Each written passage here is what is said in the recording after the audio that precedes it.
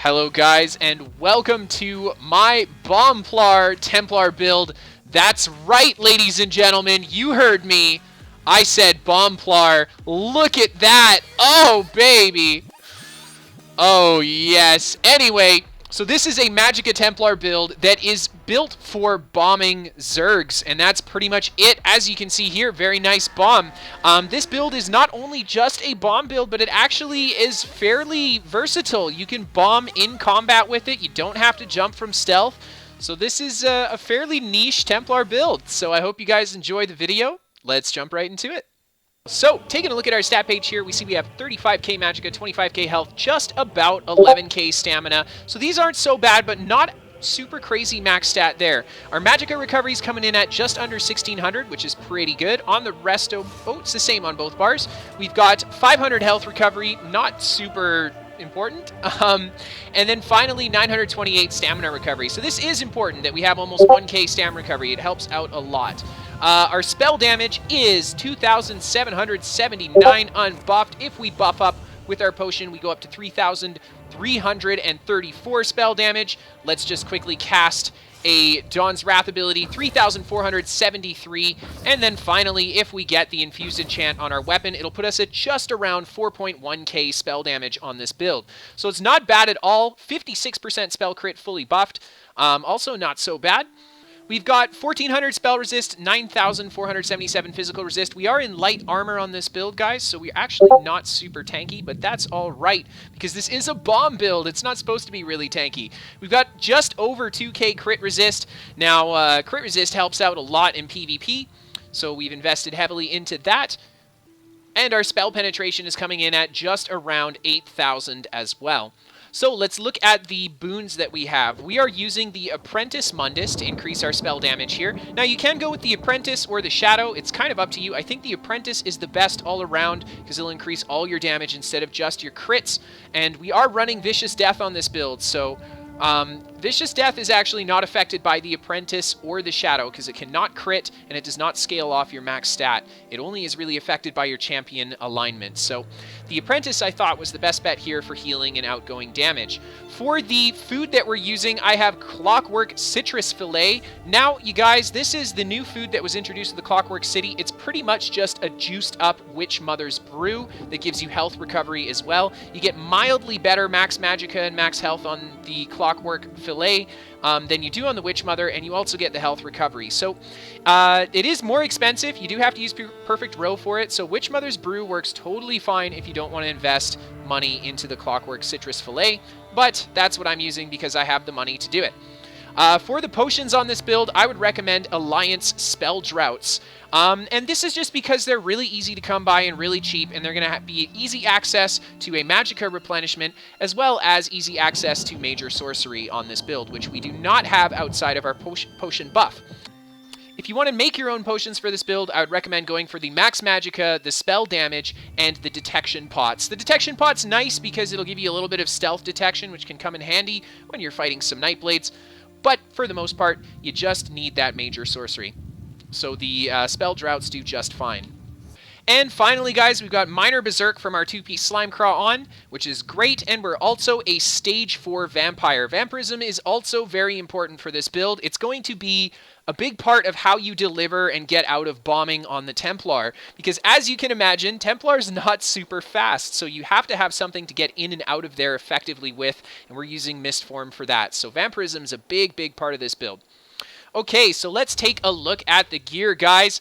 As you can guess, we've got a 5-piece Vicious Death on our dual wield bar. Now, we only actually have the Vicious Death 5-piece on our dual wield bar. When we swap to our other bar, we actually go to a 3-piece Vicious Death here. I should have a Vicious Death Restoration Staff infused, but I didn't want to spend the money on it because I didn't want to. So I ended up just using the Elegant Restoration Staff and giving up a little bit of spell critical on my resto bar, but it's not a huge deal. Our big damaging bar and our big hitting bar is on our dual wield bar, so we want to make sure that that's the one that's buffed to the gills. So we got the Vicious Death there, 2 Vicious Death rings, and a Vicious Death robe. The next set that we're wearing is a 5-piece Amber Plasm. Now, Amber Plasm is not really a set that comes to mind when you think about a bomb build, but that being said, most people who play a bomb build build, do it on a Nightblade. And we're on a Templar here, so the reason I'm running Amber Plasm is actually to ensure that not only I can get in there and deliver the bomb without running out of resources, but I actually have a chance of escaping if the bomb doesn't go well as well. So the Amber Plasm set, I think, is quite important for this build because everything else we've gone full damage on, and the only thing we've gone for sustain is this one set, Amber Plasm. And Amber Plasm's also a nice set for a damage build because his 2, 3, 4 piece are very offensive. Max Magicka, spell crit, and spell damage. And we've got the Amber Plasm here and in our gear as well. And then finally, the last 2 pieces we have on is Slimecraw. And Slimecraw is going to give us a little bit of spell crit, which is nice, and that big buff that it gives us, Minor Berserk, increasing our damage done by 8%. Now, fun fact for this build, Slimecraw actually increases the amount of damage that your Vicious Death does by 8%, because it gives you Minor Berserk, and Vicious Death is affected by that Minor Berserk. So I really liked Slimecraw for this build because it paired well with the Vicious Death. Another good option here, if you guys don't think that Slimecraw is the best option for you, is to go with Grothdar, a 2-piece Grothdar. And I say 2 Grothdar because it is a very AoE focused set, and it's going to help you land and finish those kills on this build, because we have a lot of outgoing burst, so Grothdar is almost guaranteed to proc if you use it as part of your offensive combo. That being said, it's kind of, I think, tied between Slimecraw and Grothdar. I tried both sets, and I liked Slimecraw a lot more because it was more consistent, as in all the time you get the damage bonus, whereas Grothdar was a little bit more situational. So it's kind of up to you which one you want to go for here, but I think Slimecraw is the better option for a Templar. So, for the enchants on our jewelry, we are rocking all spell damage, like I said, very offensive. And then the enchants on the gear, I would recommend going all Max Magicka on them. You see, I have one piece here that is a Tri-Stat Glyph, and that's just because it's what I had on my infused Slimecraw helm. But for the most part, you should try to go full Max Magicka to maximize that outgoing damage. That being said, if you have under 11k maximum stamina, maybe think about using some Triglyphs. One thing I noticed with this build is that it was very effective at bombing. It did a lot of damage, but one of the things that it was a little weak in is the stamina sustain and stamina recovery. And a part of that was having a rather low max stamina pool. So I would recommend trying to sit at least 11k stamina for this build. You can always go more Hacky Joes if you want to have some more. And I guess it's just something you'll play test to figure out for yourself whether you need the extra stamina or not. And then finally, for the weapons, guys, on our Elegant Restoration Staff, which should be a Vicious Death Resto Staff, it is infused with a weapon and spell damage enchant. This is important because we're going to proc this before we go into our bomb with a Resto Light Attack, which is great because you can't actually dodge a Resto Light Attack, so this works really well going into a bomb, ensuring you get that weapon spell damage bonus before you hit your target. And then on the dual wield bar, we've gone with Nirnhoned on the main weapon and Precise on the off weapon. Nirnhoned to increase that damage, Precise for the extra crit. You could go Sharpened on the secondary weapon as well if you wanted. It's kind of up to you. I went with Precise just for the crit. I thought it would be better for my healing as well. And Nirnhoned, of course, is great for the damage and healing. And finally, I put Oblivion damage enchants on these bad boys, and that's just to give me a little bit more damage on my dual wield bar, but they're not super important enchants. And for the traits on the gear, guys, I would recommend going actually Impenetrable / well-fitted. I mean, you can go Divines if you want to up that damage. You can go Infused if you want to up that damage. But I think Impenetrable well-fitted is the best way to go.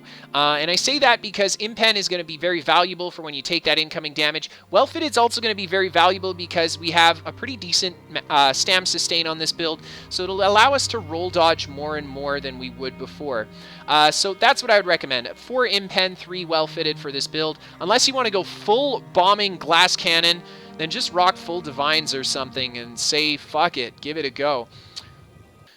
Alright guys, so let's take a look at those skills. We're going to start on the dual wield bar.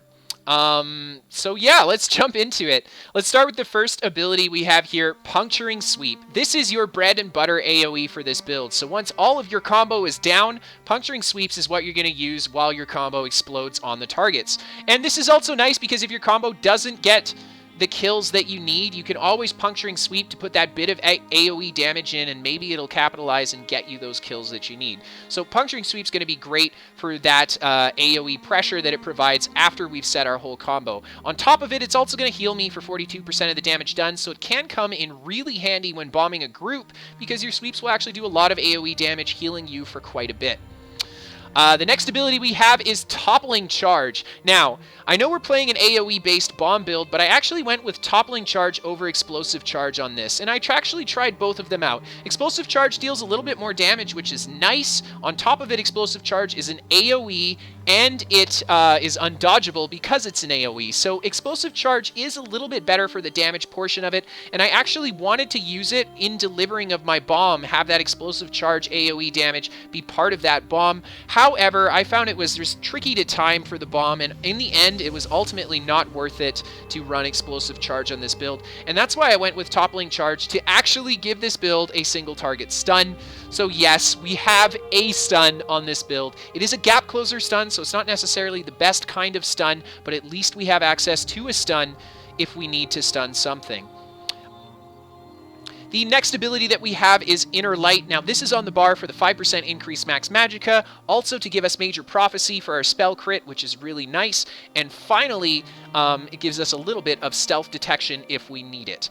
So Inner Light, very powerful. This pairs really nice if you're using the detection pots, because the stealth detection radius actually stacks on top of the detection pot, so you can have a huge area of stealth detection. But mostly it's just here to buff up our damage bar. The next ability we have is Honor the Dead. Honor the Dead, of course, being Templar's bread and butter best single target heal. Best single target heal in the game, I think. Restoring 60% of the ability's cost if you heal someone or yourself while under 75% HP. So really strong heal. We, of course, have this on our damage bar to make the heal as powerful as possible as well. Yes, slotting it on the resto bar would result in me getting a bit of a bonus to the healing from the resto bar, but ultimately, the stats are so much better on our dual wield bar that the healing is better on the dual wield bar than the resto. The next ability we have is Proximity Detonation. This is the PvP skill that you unlock in Alliance War 8 or 9, I believe. And this puts a circle bomb around you. After 8 seconds, it'll deal almost 7k AoE damage to all enemies in the area. Each enemy within the bomb's radius increases the damage by 25%, up to a maximum of 250% increased damage. So we're looking at a maximum damage on this ability of in the 18 to 20k mark, so it's very, very powerful. Now, the thing about Prox Det is that it does take 8 seconds before it explodes, so you have to time it well. This is going to be the first ability that we cast in our combo for the bomb on this build, and arguably the most important ability that we have for bombing on this build. Proximity Detonation is very, very powerful. So we'll come back to it in a little bit, but for now, just know that it's your best bombing utility on this build for a large group. And then finally, guys, for the ultimate on our dual wield bar, I actually went with Dawnbreaker of Smiting. And the reason I went with Dawnbreaker of Smiting is because it is an AoE, not only an AoE blast, it puts a dot on the targets and it stuns. And it's got a huge, huge cone that it hits in front of you, 10 meters of radius. So you can cover a lot of space with Dawnbreaker of Smiting and deal a huge amount of damage with it. So Dawnbreaker of Smiting is kind of your clutch ultimate on this build, the one that you're going to use with your Proximity Det and the rest of your combination abilities in order to deal that huge amount of burst damage required to actually bomb the side of a group and get some kills. The important thing about Dawnbreaker of Smiting for this build is timing it with your Proximity Detonation. I cannot stress enough how important it is to time these two abilities as close as possible. Even if you have a 1-second interruption between these abilities, what it means is that your opponent has the option or ability or opportunity to heal themselves in between those two abilities landing on each other. So let's take a look at that resto bar, guys. So we found our heal, etc. Let's see how we're staying alive, and we're going to see the last bit of how we set our combo on here. So the first ability we have on the resto bar is Solar Barrage. Now, ZeniMax actually changed how Solar Barrage works in the Clockwork City patch. So the way that it works is when you cast it, it takes 1.1 second time to cast, and then you wait 2 seconds and you'll see a pulse. And then 2 seconds later, you'll see another pulse, and you'll get the third pulse at the end. And each pulse is going to deal the almost 6k damage that it shows in the tooltip here. Now keep in mind I am on my resto bar, so if we take a look, if I cast the ability and switch to my dual wield bar, comes up to 5.9k tooltip, and it's only 5k on the resto staff. So there you see the damage is actually a little bit higher than what the tooltips here state. This ability is great because each pulse does the same amount of damage as the Destro staff force pulse ability. So it's very, very strong. It pulses 3 times. You do have a cast time in it, so you do have to try to set it in a safe location if you can. That can be a little tricky, especially if you're in a heavier kind of fight and you got some pressure on you. But if you do manage to get it off, each pulse is going to allow the next attack that you deal against that target to be empowered. So these pulses come in really handy when you couple it with proximity detonation. And part of getting the combo right for this build is using these pulses in combination with proximity detonation. And then finally, the last combo ability we have here is Blazing Spear, guys. Blazing Spear is nice because it has a 1-second delay before it hits the ground. You throw it in the air, it takes a second before it hits the ground. Any kind of delayed AoE ability like that is going to be absolutely fantastic on a bomb build because it'll allow you to apply more of that instant pressure in that half a second. And Blazing Spear is part of that. So there you have it. Blazing Spear is going to deal that AoE damage. It'll also put a field on the ground that will deal magic damage every 1 second for 8 seconds, and it has a chance of proccing Burning Light. Finally, this has a little bit of ally utility because your ally can use it to restore some stamina or magicka. But the big reason we have this ability here is to set that bomb combo. So let's take a look at the combo now that we've kind of gone over the aggressive skills. You're going to start with your proximity detonation, and then you're going to wait 4.5, just about 5 seconds. And then you're going to cast your Solar Barrage, and then 1 second before your procs is done, you're going to go for the Blazing Spear, and then into the Dawnbreaker. So let's see what we can do here.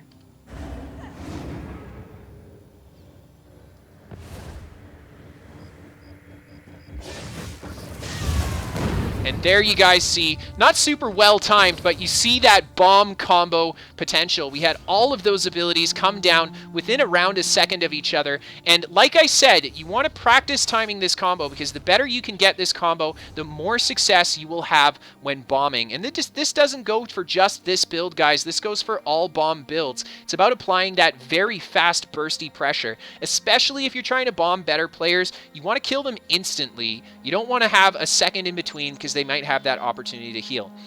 Anyway, we've gone over the offensive skills and kind of how you'll set your bomb for this build. Let's take a look at our defensive abilities as well. The next ability we have on our resto bar is Elusive Mist. Like I said earlier, Elusive Mist is nice for a couple reasons. Number one, it's going to help you get in and out of your bomb. As you can see here, we can set our bomb combo and go into Mist afterwards, and it doesn't stop our bomb combo from happening. So it allows us to deliver the Mist combo, and we can essentially mist into the enemy group, take very little damage, and then deliver the combo on them. Now, the downside to that is that you're probably going to get stunned as soon as you come out of your mist, so that's something you're going to want to expect.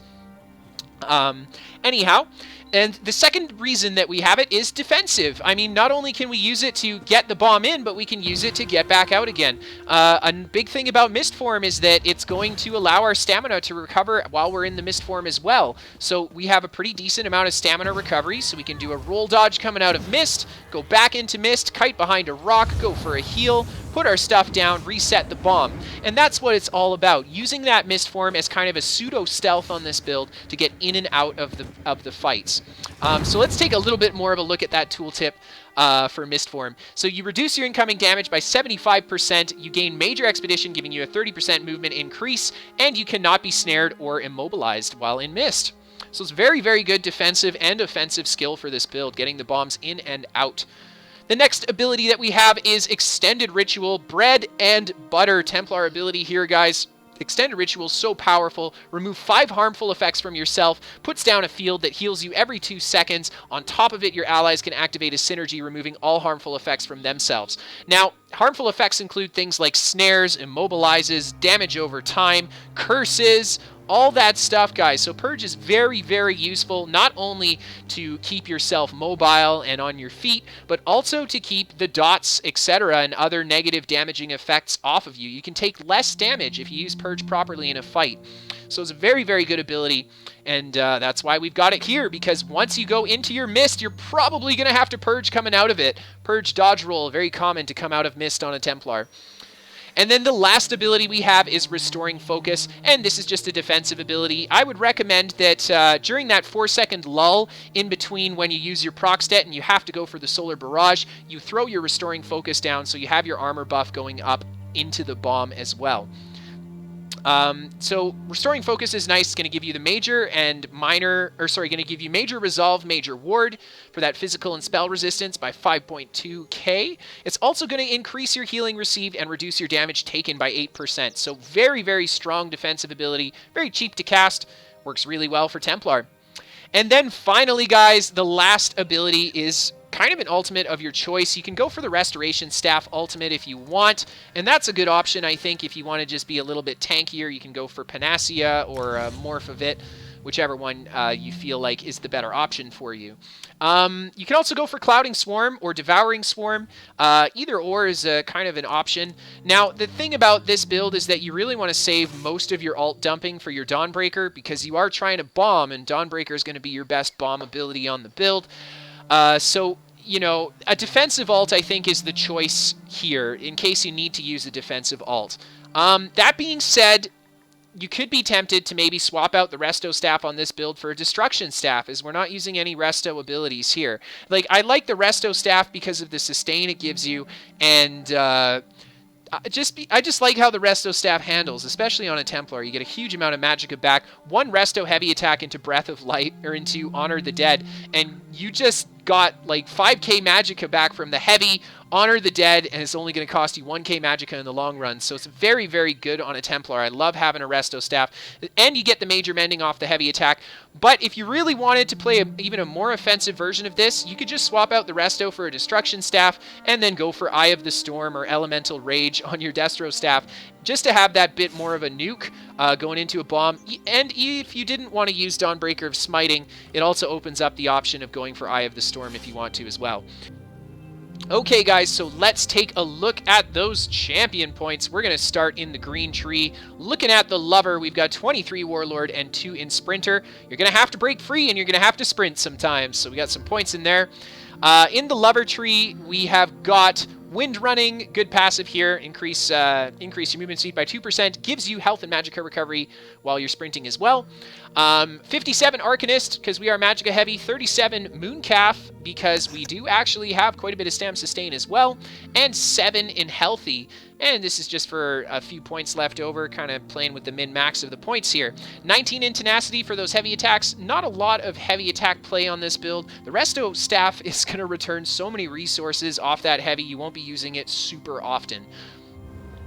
And then in the Shadow tree, we've got 56 in Tumbling for that roll dodge, and 28 in Shadow Ward for blocking. So these ones are kind of up to you.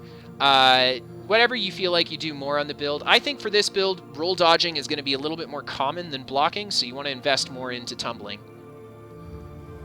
So let's take a look at that blue tree. Starting in the Apprentice, we've got 44 Elfborn, 40 Spell Erosion, 49 Elemental Expert, and we've got all these points in here just to increase that damage, buff that damage as far as we can for our Magicka abilities, and a good little equal spread on them as well, because we don't want to stray too far away, as the diminishing returns will start to have negative effects then. Important passive we got here is that 12% spell crit. In the Atronach tree, we only have 66 in Masters at Arms. No point in putting anything into heavy attacks on this build, because heavy attacks do not deal a lot of damage. Nothing but Master at Arms. So this is only your direct damaging attacks. So it doesn't really affect a lot of the abilities on this build. You actually could maybe take some points out of here if you really wanted to. You don't even have to put that many in. But I would still recommend putting a few in, because if you do have a single target fight, this will come in handy.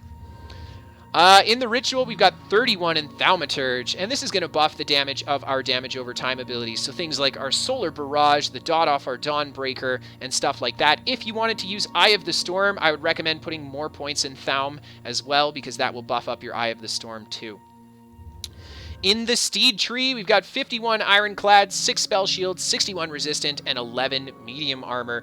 Stark focus on Ironclad and Resistant. Decrease the damage we take from direct damage attacks. A lot of bursty attacks are direct damage, so that's really good. Resistant, increase our crit resist by almost 1,400. Also really good because a lot of people crit in PvP. Spell Shield and shouldn't have it in Medium Armor focus, actually. That was a mistake to read that. So actually just go for the 9 in Spell Shield, and we want to go for the rest in just Light Armor focus. Because we are wearing 5 Light Armor, believe it or not. What the heck am I doing, hey? So in the Lady tree, we've got the 9 Light Armor, 23 Hardy, 23 Elemental Defender, 0 Thick Skinned. Because I'm a Templar, I purge a lot. I don't really feel the need to put points in Thick Skinned. Hardy Elemental Defender, nice, because it'll buff up our defenses against incoming magical and physical damage. And then finally, for the last bit, guys, we've got 49 in Quick Recovery and 6 in Expert Defender. So this is where we actually invested our points for our self-healing. The healing's actually really good on this build, I'm not going to lie. Magicka Templar has really strong heals. Even if you're not super spec'd into it, you will more than likely full heal yourself on crit if you're playing a Magicka Templar. So there you have it, just a few points in there to buff up that healing power.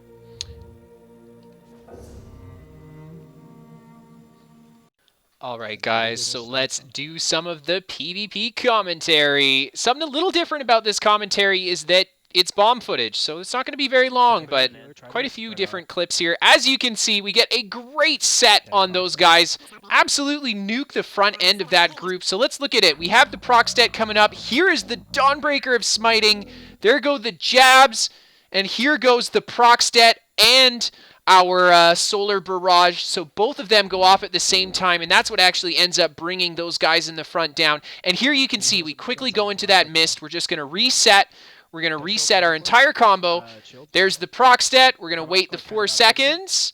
Not quite long enough, so we're going to have a pulse a little bit earlier here. And I drop the Dawnbreaker as I come down, and I get a couple kills, actually, again, for coming in for the second bomb on these guys. Here you can see how much pressure you can put on a group of players with this. Let's jump into number 2. So we started with the proc stat. We're going to go into the Solar Barrage. We're going to mist into these guys, deliver the Dawnbreaker, go for some jabs.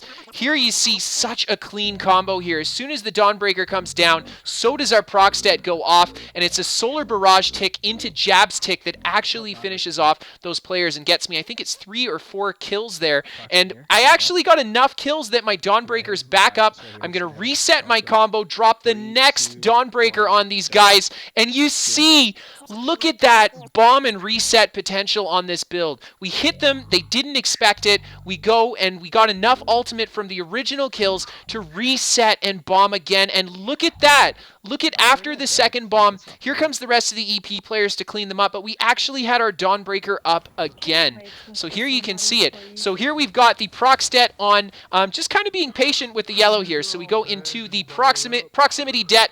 We're going to wait. There's the Solar Barrage. We're going to throw the Javelin down as we go into the Dawnbreaker and some jabs. The proc stat goes off right after our Dawnbreaker, I believe. Let's look at the replay. So we go in for the Dawnbreaker.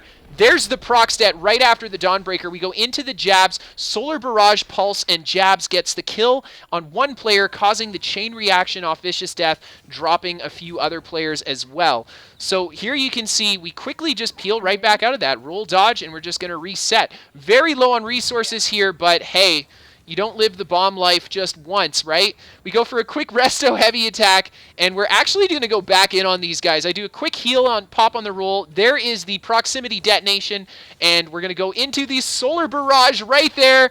Roll into it, the Dawnbreaker, the proc stat, and actually managed to get, I think it's 3 more kills off of that.